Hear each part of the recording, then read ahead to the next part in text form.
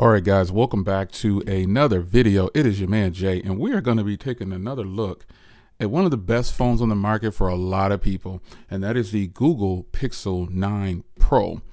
So we're going to start here with the basics. I've had this phone since launch, and we're going to start here and just give it a once over. And I do use this phone. I rotate between this phone and my Pixel 9 Pro, the smaller variant. So we're going to take a look here at the hardware to begin with and the design. So the reason I like this phone is it has the same form factor as my iPhone 13 Pro Max, which I think is one of the best phones ever made from Apple. But it has that rounded corner design with a huge display, unlike my S24 Ultra has this squared off corners and it's very hard on your hand when you're holding. That should be resolved soon with the upcoming device. But this device right here, the hardware and design of it is right on point. It's everything that a person should want if they want a larger device. Having rounded corners on a device with thin bezels, I guess if that's your thing still, getting as much screen on the front as you can, the Pixel 9 Pro XL delivers. It delivers 100%. No ifs, ands, or buts. Beautiful, vibrant display that you cannot deny. When watching content on this thing, it is absolutely great. I mean, it's just going to be one of the best experiences for watching content on the go because of the screen size. And I'm going to fire up a video and I'm going to show it to you.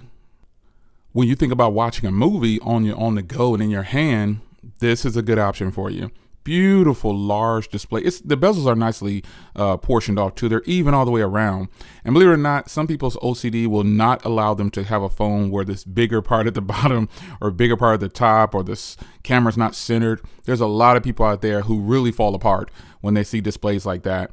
But this one, evenly proportioned. Yes, you have the camera hole here. Now, it would have been cool if they'd have done the kind of disappearing camera, their under display camera. It would have really leveled it out. A lot of phones that have the under display camera, they are beautiful, but that under display camera just isn't as strong and as powerful as having a physical camera coming through.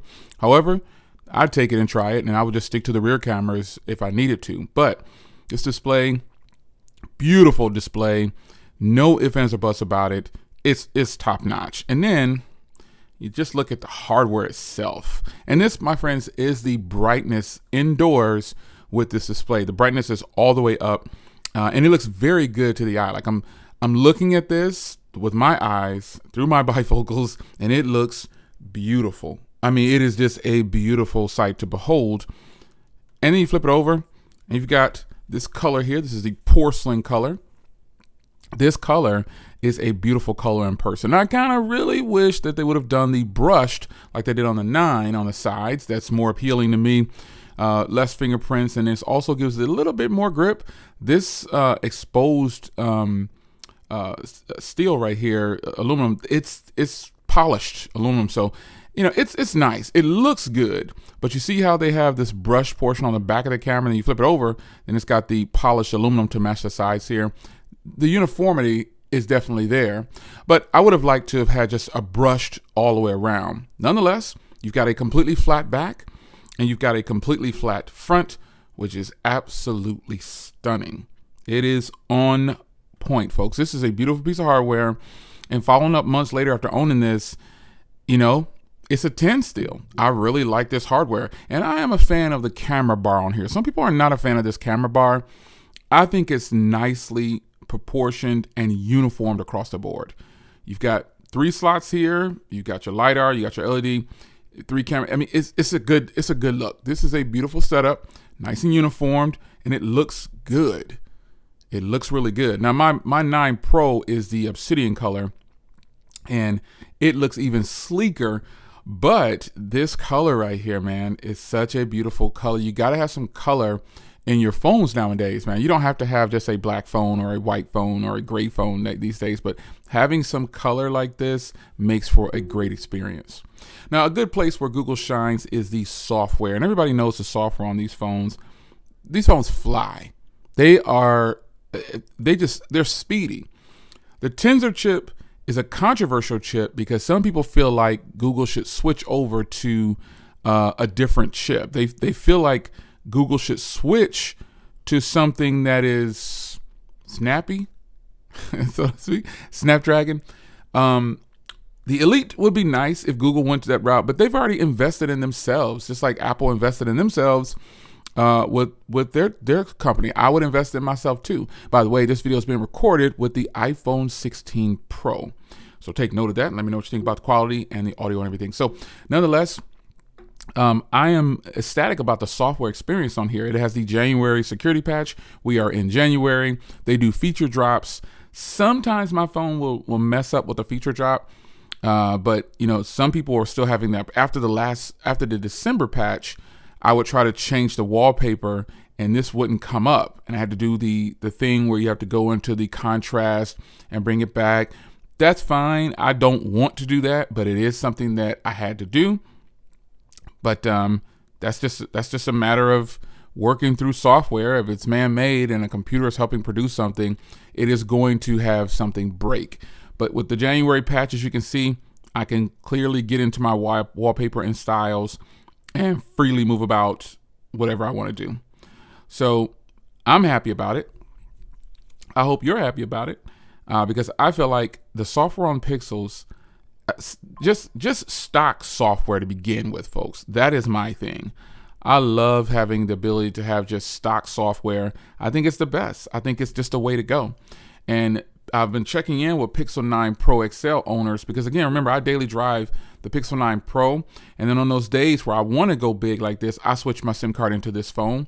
And it's the same experience. It's just on a larger canvas. But speaking of larger canvas, same experience, same hardware, same screen, everything, battery. Now, here's where I have always just been in awe of the 9 Pro XL. I'm surprised that my battery life is matching the 9 Pro, the smaller Pro variant of this. This isn't bad battery. It's not horrible battery. It just matches the Pro. And I would think it would be better than the Pro, the smaller variant, because it has a little bit bigger battery. Same phone, same software on each one, same apps on each one, optimized exactly the same. I backed up my 9 Pro from this phone. So I've reset this phone once because of some issues with the wallpaper. Then I found out I didn't have to do that. I've reset it in that time. Also the battery, I was worried about that. So the battery life on this phone is easily going to give me a full day and a half and then into a second day where I'll need to charge.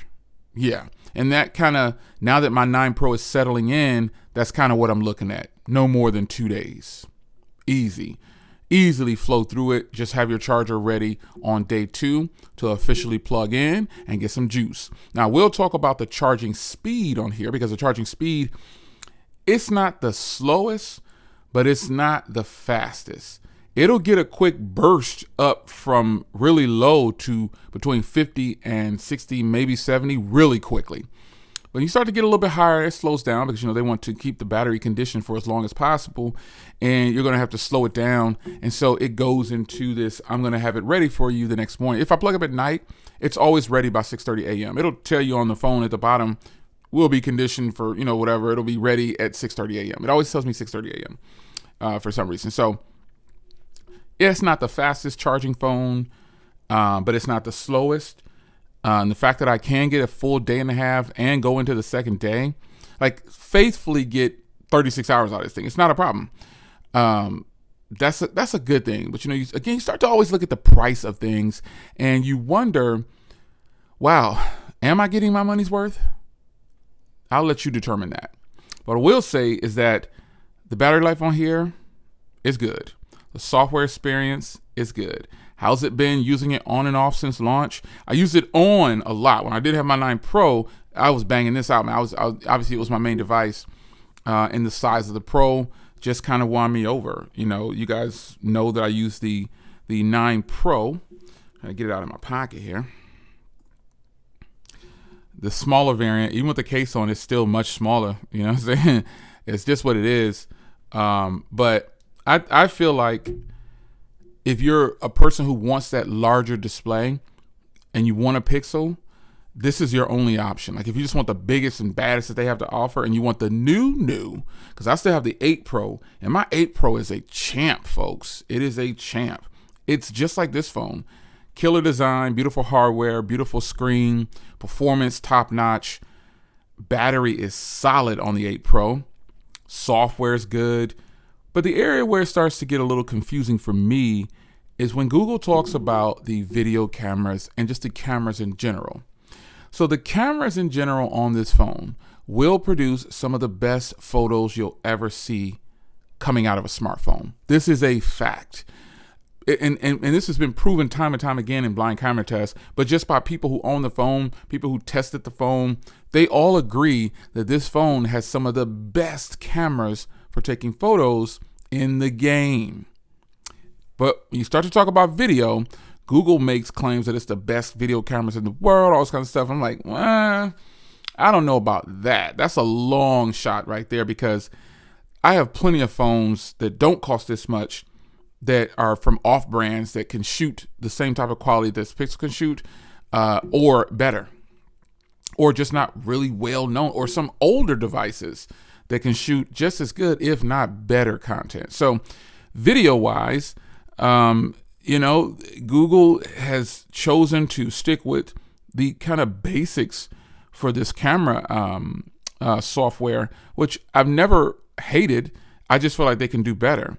I'm still disappointed that they don't have portrait video on the front camera. They don't have 4K video on the portrait on the rear. They're just putting this on here because I don't think their main focus is video like they said. I think it's more photos, but that's just me. There's a lot going on with this camera software that is not something that people are probably going to use. Like, most people probably won't even use a lot of the things in this camera software. They're just going to pull it open and they're going to take photos. Now, I suggest that a lot of people, if you can, get over here and go to Pro and turn on your Pro settings, because you get a 50 megapixel shot that is straight up killer. I mean, again, and I know that's back to photos, but man, I'm telling you, you will love some of these photos that you can print off of your family, depending if you get the right setting, the right portrait shot, print it off, frame it. You're going to be impressed. But overall, the focus for me, I think, with Google was just kind of creating this, this hype about the phones, and then they didn't follow through really on a lot of stuff with the video side. But nonetheless, if you own this phone, I'm sure that you're enjoying that facial unlock. Remember, that was such a huge thing. It's controversial. It doesn't have facial unlock. It doesn't have facial unlock. Google came through with everything possible they could possibly think of that consumers were wanting at the time. And they had to, because these devices have to be built way in advance. They have to be tested years out. So they gave it to you.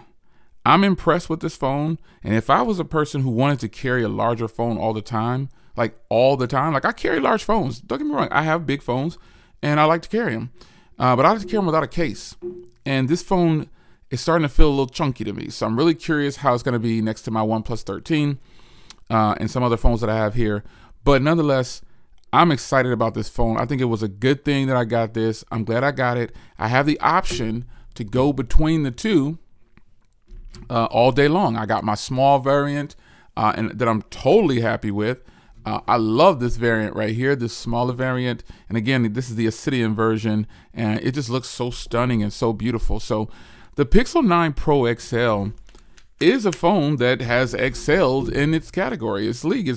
Some people can hate on it all they want to with the Tensor chip. I don't have any overheating issues with recording when I do use this to record, because I spoke about the video cameras not being up. Just before I get out of here, I spoke about the video cameras being not up to par to my standards when competing with other phones out there. Because I don't think the Pixel video cameras will ever be able to compete with the iPhone or some other phones. The OnePlus, I don't think it can handle the OnePlus either. But that Hasselblad, that just knocks it out the park. But that's just my personal opinion. But the rear video cameras are the ones that I have an issue with. The front camera, actually, I think is where they really put the work in and made it great. You've probably heard me say this on every video I've done about this phone. The front camera appears to be better than the rear camera when it comes to vlogging. I got a viewfinder. The quality is super clear and really nice. And it's having the enhanced audio. I mean, it's perfect. You don't even need an external microphone or anything. It's really nice. So kudos, Google, you did a good job. But I want to say this: if you have this phone, enjoy it all the way until the next version comes out and upgrade. Let's see what they're going to bring out. Hopefully they give good trade-ins, because the trade-ins were horrible at Google this previous year. And I think they really messed a lot of people over. I get it. They don't have to take the phones back at all. But to insult a person with those low trading prices is a little offensive. But nonetheless, I'm excited that I own this phone. I'm glad I bought it. I regularly use it on and off, rotating between my 9 Pro and other phones that I have. This is a killer device. And if you do have it, I hope you're enjoying it. How do you like your battery life? What do you think about the performance and the software and the cameras and how beautiful the screen is? Do you like the design of this phone? It's your man Jay. Hope you guys enjoyed. And will I see you in the next video? I hope so. Take care.